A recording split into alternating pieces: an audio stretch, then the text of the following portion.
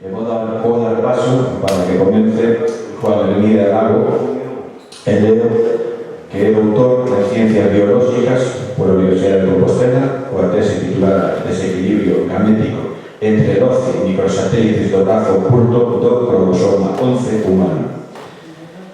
Como catedrático de Xeoloxía e Biología no ensino secundario, coordinou e coordina diversos proxectos educativos cuxo objetivo é achegar ao alumnado a investigación científica e o estudo da súa contorno. Desde a súa praza como docente no IES Valmiñor, en Nigrán coordina o programa STEMPAC, entre cuxos objetivos destaca a intención de despertar e promover as vocacións científicas entre o alumnado que cursa bacharelato. Actualmente forma parte dun grupo moi activo de persoas comprometidas co estudo e divulgación dos efectos dos parques eólicos no medio ambiente.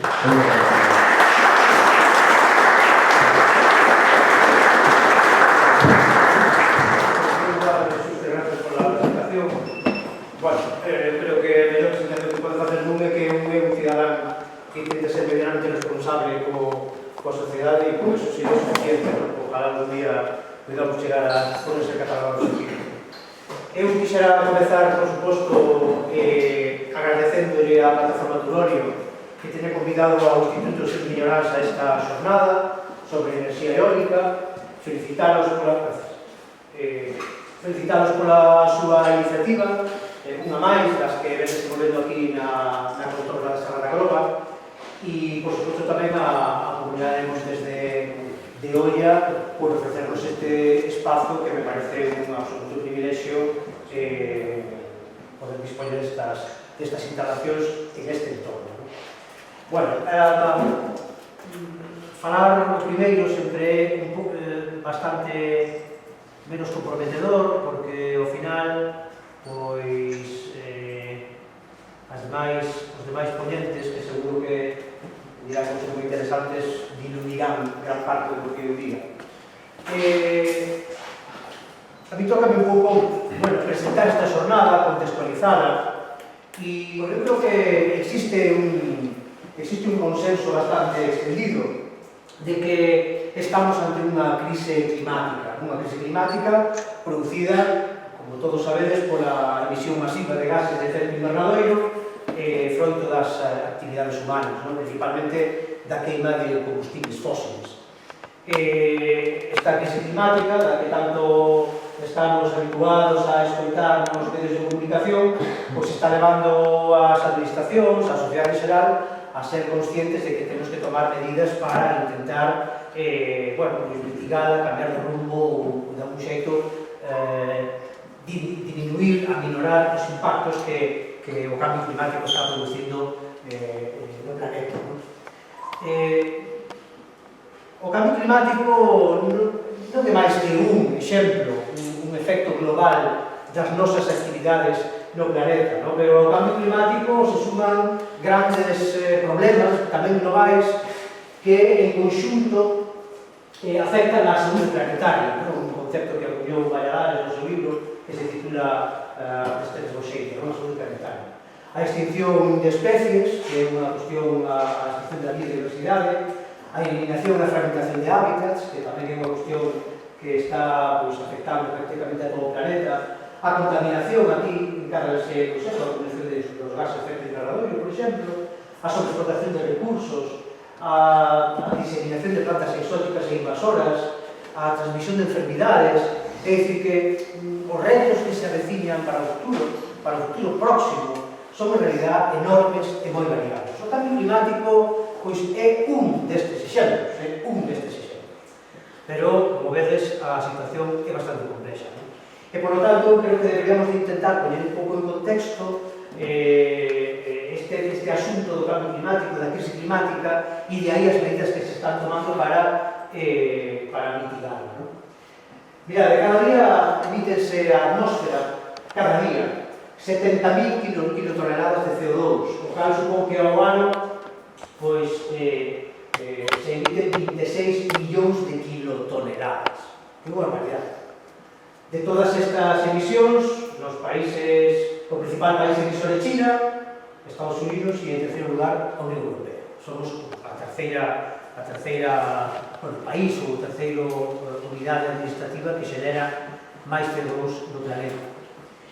Estas emisións de CO2 non fan nada máis que medrar dende os últimos anos. Esta gráfica de 1990, as emisións de CO2 foron medrando con picos, con caídas que coinciden cos anos de crise económica, isto quizás foi debido á pandemia, non? Pero en realidad a progresión é a medrar casi de xeito exponencial. Ben, no contexto da Unión Europea, a Unión Europea é o terceiro emisor de gases de efecto invernadeiro, por tanto, o impacto é o que temos o que temos. Pero, no contexto internacional, a Unión Europea é o responsable da emisión de 17% dos gases de efecto invernadoiro. E dentro da Unión Europea, España ocupa a sexta posición, despois de Alemania, Reino Unido, Francia, Italia, Polonia e España. España, no contexto da Unión Europea,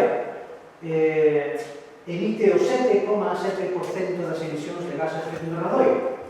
Mirade Alemania o 20%. E no contexto internacional, pois nos aportamos un miserable 1,2%. Bueno, ten a súa importancia, pero en cuestións, en términos relativos, pois as emisións son do 1,2%. Principalmente, as emisións de gases de efecto invernadoiro, como ben sabedes, débense ao uso que facemos da enerxía. Na Unión Europea, no 2019, o 77,01% das emisións de gases de efecto invernadoiro débense aos usos que facemos da enerxía, da transformación, a queima de combustibles, etc.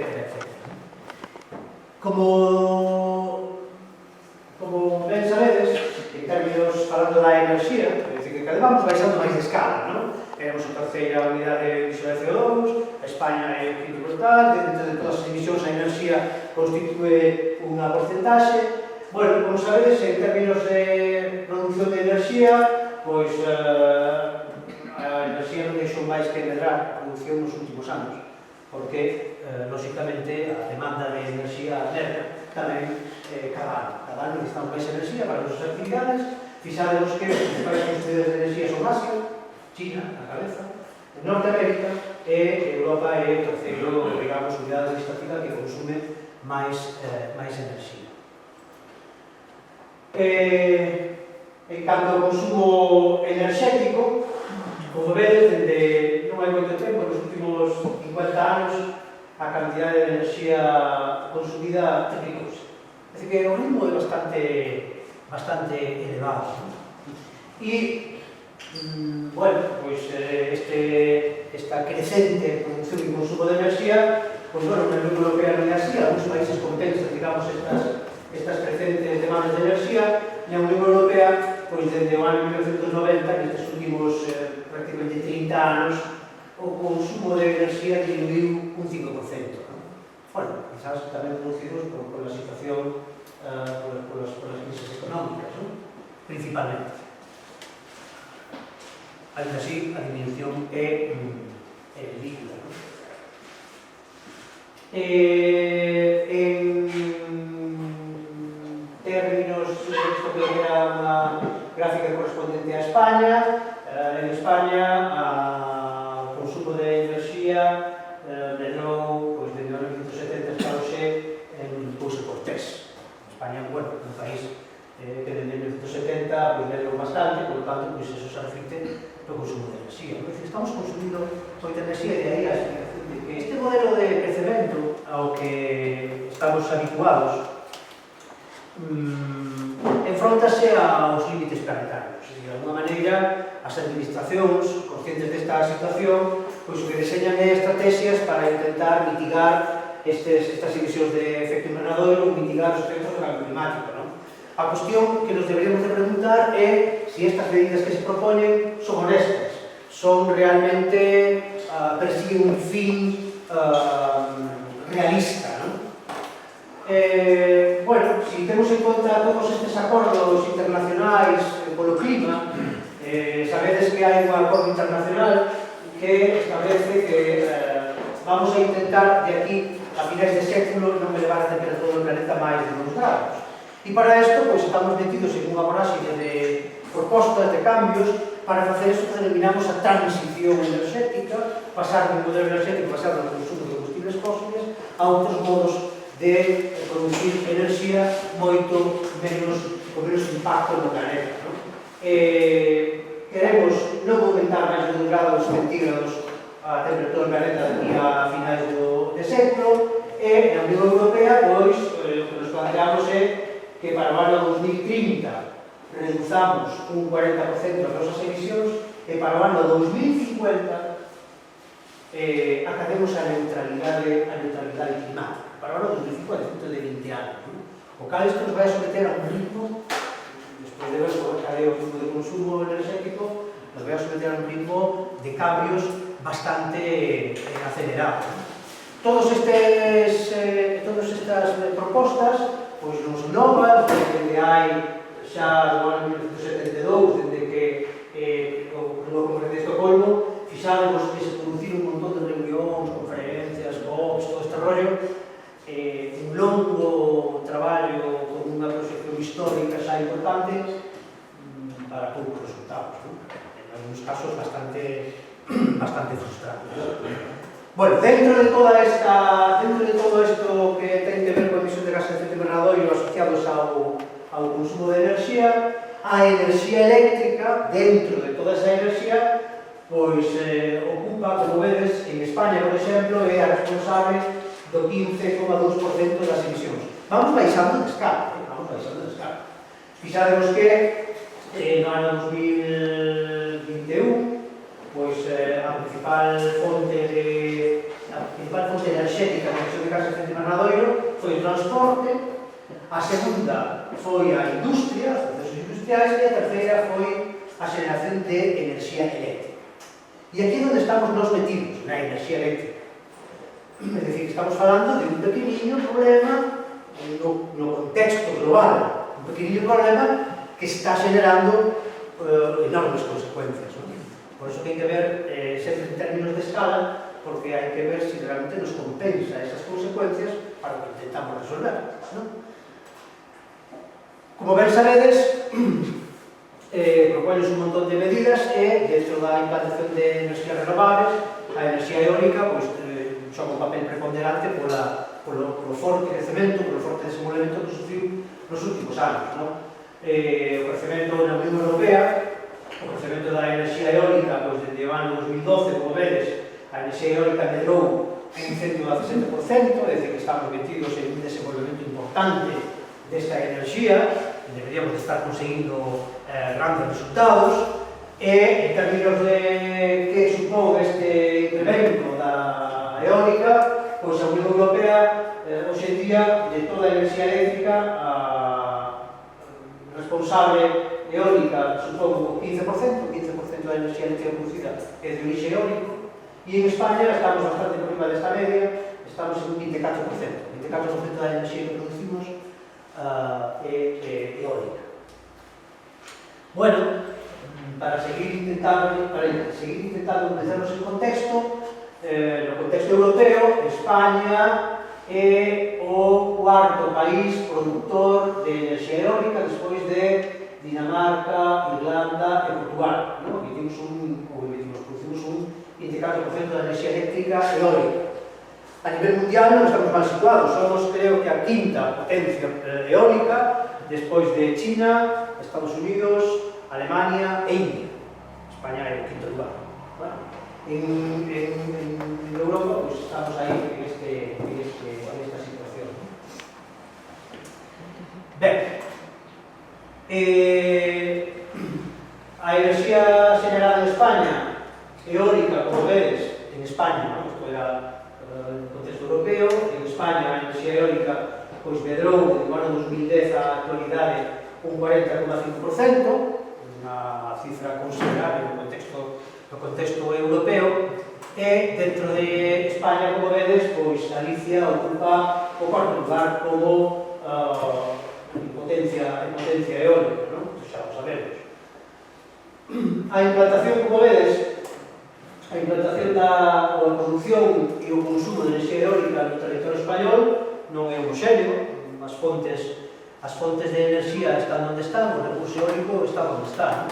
Por exemplo, este mapa eólico de Europa, as zonas oscuras, granates, é onde o recurso eólico é maior, e as zonas máis frías, máis azuis, pois o recurso eólico é menor. Como vedes en España, pois lógicamente o recurso eólico acumulase no noroeste peninsular, no contexto europeo, bueno,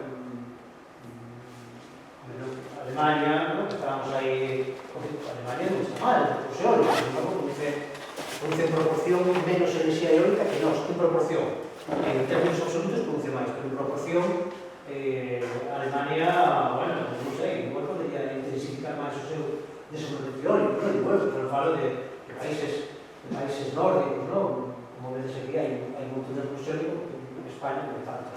En España ben sabedes que a situación é esta, este é un mapa eólico do noso país, e, bueno, pues, efectivamente, o recurso eólico está onde está. Bueno, pues aí, quizá, eso dé unha explicación de por qué a enerxía eólica se concentra onde se concentra.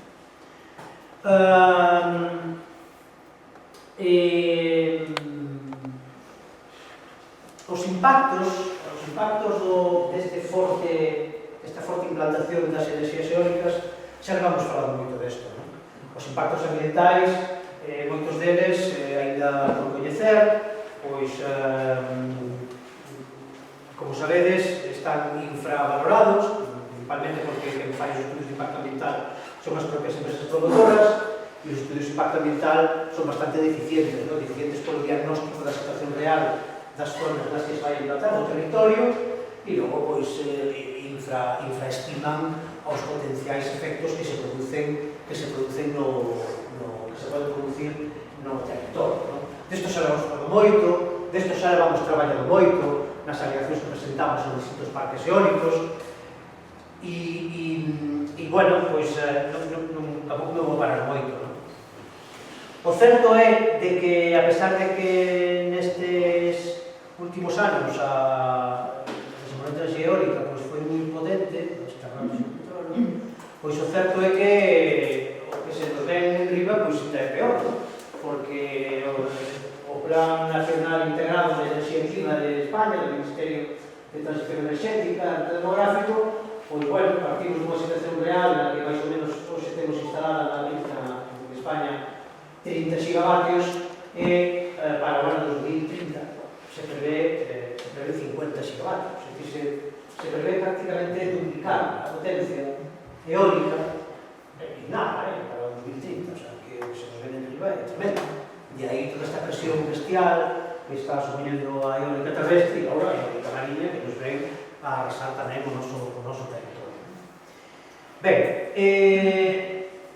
a pesar de que as emisións en España, a pesar de que as emisións de gases de efecto invernadoiro pois non medraron moito, no contexto europeo, recordade que, bueno, as emisións baixaron un pouquinho, motivadas principalmente pola economía. O certo é que España supera a biocapacidade territorial, a biocapacidade do seu territorio. Si vivísemos como españois, necesitaríamos 2 planetas para sobrevivir, é dicir, que a nosa pegada ecolóxica debería de reducirse. Esta situación é unha situación que se comparte con moitos países desenvolvidos no mundo, e en vías de desenvolvemento. Estamos moi por riba da biocapacidade do planeta. Por iso temos esta situación que choca contra o que nós pretendemos do planeta e o que dá de sí o planeta. Principalmente o uso de enerxía que nós facemos, o uso da enerxía principalmente para o que utilizamos a enerxía para facer cousas, para procesos industriales. E, se non dades conta, pois, no ano 2020 publicou un traballo no que se concluía que o ser humano produciu materiais que en masa superan toda a biomasa que existe na biosfera terrestre. É dicir, que xa somos capaces de crear muitísimos máis materiais en masa que todos os seres vivos vivientes. É dicir, que o consumismo, o sistema de desenvolvemento ao que estamos chegando, está saturando o planeta. E moitos destes instrumentos que facemos, incluso son instrumentos fixados, vamos a ver un exemplo. Por exemplo, todos temos un teléfono móvil que contén un montón de elementos químicos raros, elementos químicos que hai que extraer de minería, elementos químicos que proceden de moitísimos países do mundo, por lo tanto hai que mover, movilizar. Se nós quixésemos facer un aproveitamento sostible do noso teléfono móvil, é dicir, se nós quixésemos que a pegada ecolóxica do noso teléfono móvil fose cero, deberíamos de usar o teléfono móvil nada menos que 25 anos. E cada 2 anos estamos cambiando de móvil. E así coa maioría dos dispositivos electrónicos. É dicir, a obsolescencia programada e todo isto, ao final nos leva a isto, a un consumo brutal de recursos para usar moi pouco tempo e, por suposto, van a haber un impacto sobre o planeta tremendo. O consumo de recursos, o consumo de enerxía, a produción de enerxía, todo este rollo, obviamente, e a produción de materiais, obviamente é unha cuestión que vai moito cos ciclos económicos, que canto un máis ten, máis consumo. E, por lo tanto, bueno, pois, estamos nunha situación na que os límites do planeta se están superando con creces. Esta roda, bueno, isto é no Centro de Ciencias de Estocolmo, que está moi ben, que hemos comido a visitar esta web, pero como vedes, en moitos aspectos, nestes 9 límites que establece este centro, pois moitos xa estamos moi fora do límite, en algúns estamos nunha zona de risco, e noutras, pois como vedes, estamos xa bastante avanzados. É dicir, que o planeta non dá de sí.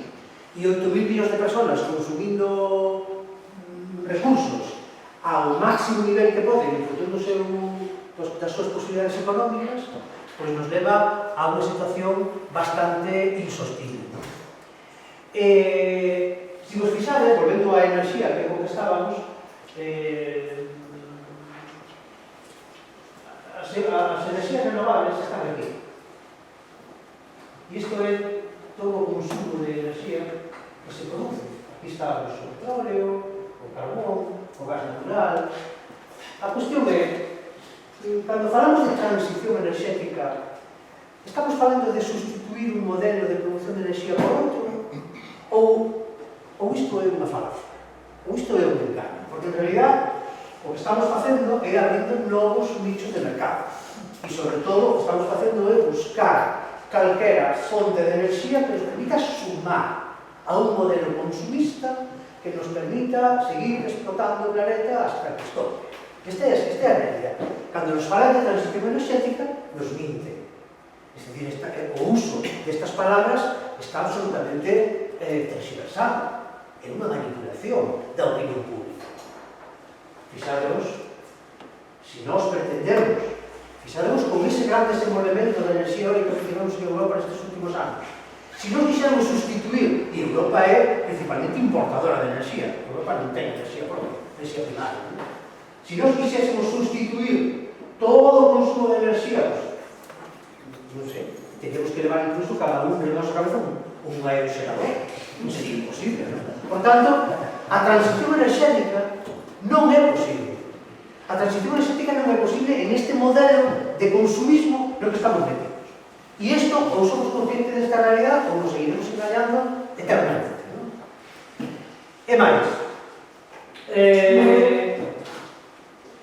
si seguimos a este ritmo, decíamos que queríamos non incrementar máis de 2 grados, bueno, pues a este ritmo, resulta que os modelos de reducción do clima predicen que de aquí a finais de século elevaremos a temperatura uns 4 grados centígrados. O sea, de seguir así, e isto non ten trazas de que cambie, como vedes as gráficas, siguen en progresión xeométrica, non? Cando víamos que aquela baixadilla pequena, non? E decíamos, bueno, a crise da COVID diminuiu o consumo de enerxía, bueno, parece que empezamos un camiño de descenso, pero se estamos esperando volver á normalidade. A normalidade é recuperar o ritmo anterior, o sea, a normalidade é seguir medrando. Por tanto, non hai ningún tipo de ganas nin de iniciativa, nin de cambio de mentalidade que nos vai a levar a un modelo distinto. O modelo distinto nos leva a esta situación, a unha situación de de máis crisis climática, de máis degradación dos ecosistemas, de máis alteración do planeta. Non sei se a estas horas xa vos vai a cabeza con tanto dato, pero non vos preocupes, porque o consumo de medicamentos tamén de droga nos últimos anos. Isto tamén é importante, non? O consumo de medicamentos de droga nos últimos anos. Igual que na saúde, deberíamos de invertir en, como se diz, non en curar, sino en prevenir. Pois co planeta temos que facer o mesmo. Estamos invertindo en pastillas, en medicamentos e tal, pero que igual hai que prevenir esas enfermedades, non? Esta situación é exactamente a mesma. O título que eu tiña na miña presentación era cambio de modelo, non? E que iso é o que temos que enfrentar. Temos que enfrentar un cambio de modelo real. E ese cambio de modelo real non pode estar basado en hipocresías, en palabras usadas de maneira banal. Este cambio de modelo necesariamente ten que ir a un modelo de crecemento sostible, non queda outra. De crecemento sostible. E de crecer significa decrecer, consumir menos enerxía, e non só de crecer é descarbonizar a economía, de crecer tamén é desmaterializar a economía. Temos que consumir menos enerxía e menos produtos. E isto non temos por que ser menos felices, pero simplemente hai que cambiar o paradigma.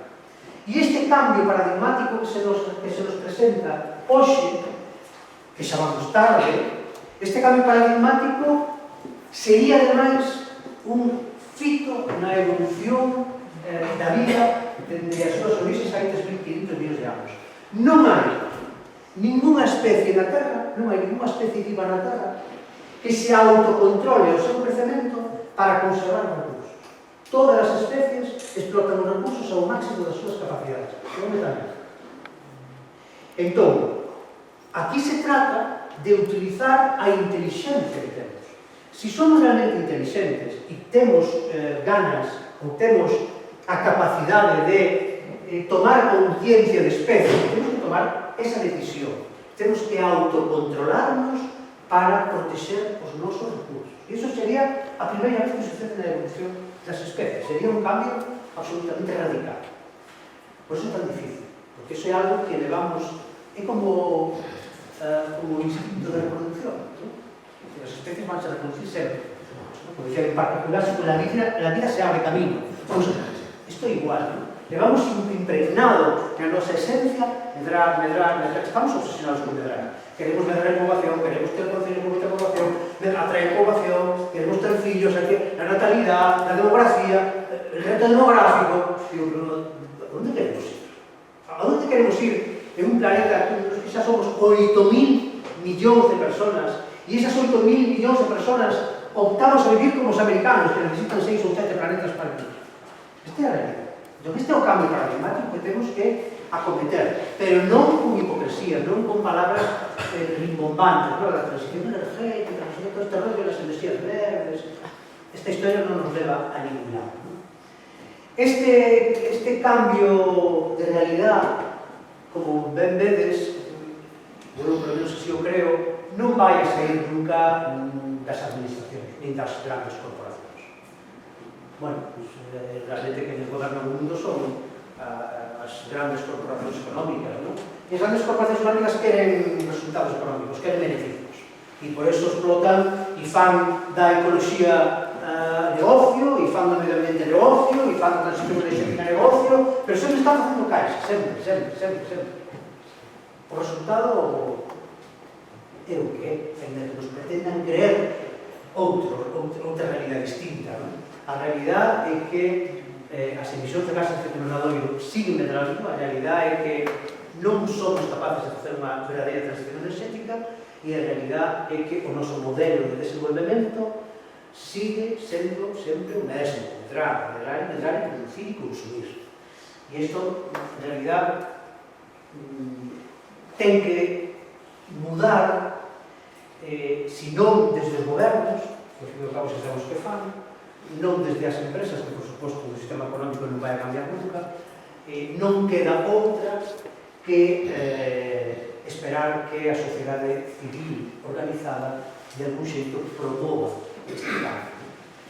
É a xente a que ten que promover este cambio. E non vamos a conseguirlo se estamos cada unha nas nosas casas. De aí, recalcar iso de organizar.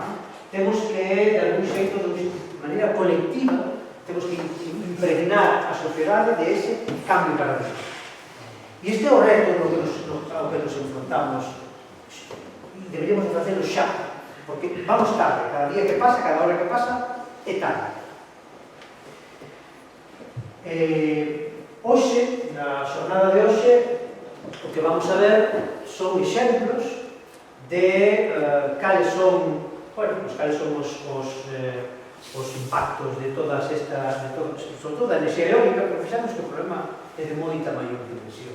Nós estamos metidos, sempre di Bruno, o meu compañero que a continuación vai a falar, sempre di, hai que levantar a mirada, non? Pois cando non levanta a mirada, o que se dá conta é de que isto é absoluto vértigo, non? Porque son tantos os problemas, son tantas, e tanto o estrés ao que temos sometido o planeta que nós estamos metidos en unha loita ridícula. Ridícula en magnitud.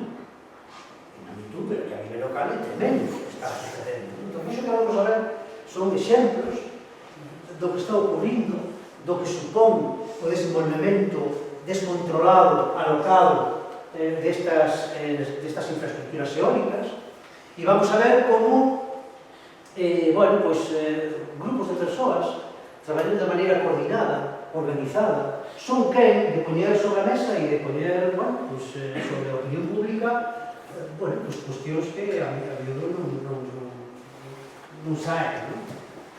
A realidade dos impactos e do que supón toda esta farsa, e sobre todo a que nos pretenden convencer de que é o camiño que hai que seguir, cando o camiño é outro, moi distinto.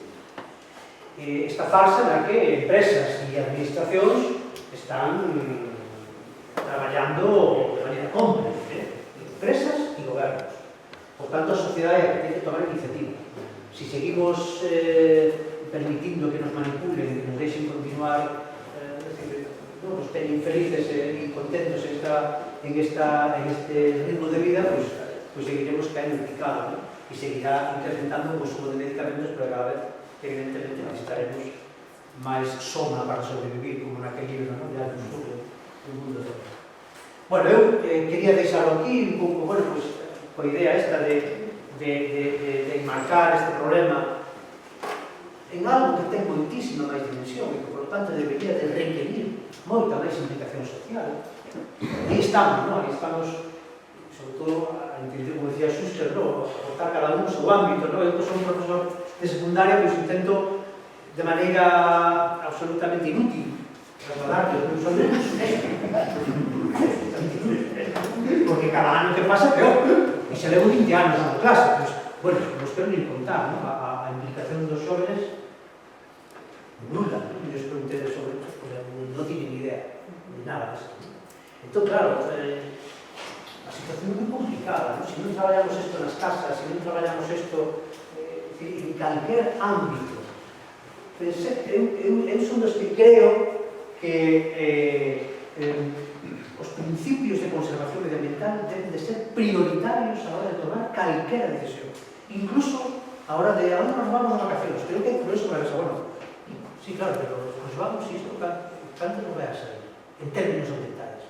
Hai que poñerlo sobre a mesa, porque a situación é crítica, a dimensión do problema é enorme e a desvinculación da sociedade é absoluta. Por tanto, que as persoas que estamos nesto debemos de traballar en esta cuestión. Bueno, eu espero que estamos neste anoitecer, na anoitecer de Gaussier, como fotografía que tomei o outono pasado. O ideal sería que un anoitecer como estes trouxese un amencer distinto, trouxese unha sociedade distinta, con novos principios, con novos paradigmas, e sobre todo con outro xeito de realizarse e de ser felices, e non ser felices a costa de acumular aparatos que ao final non sirve para nada, senón que nos obliguen a ir á farmacia a comprar tempo. Bueno, eu vos deixo aquí, logo tenemos unha mesa redonda onde poderemos opinar, algo de positiva máis teño por aí colgada en reserva, porque igual hai cosas interesantes que poderíamos sacar.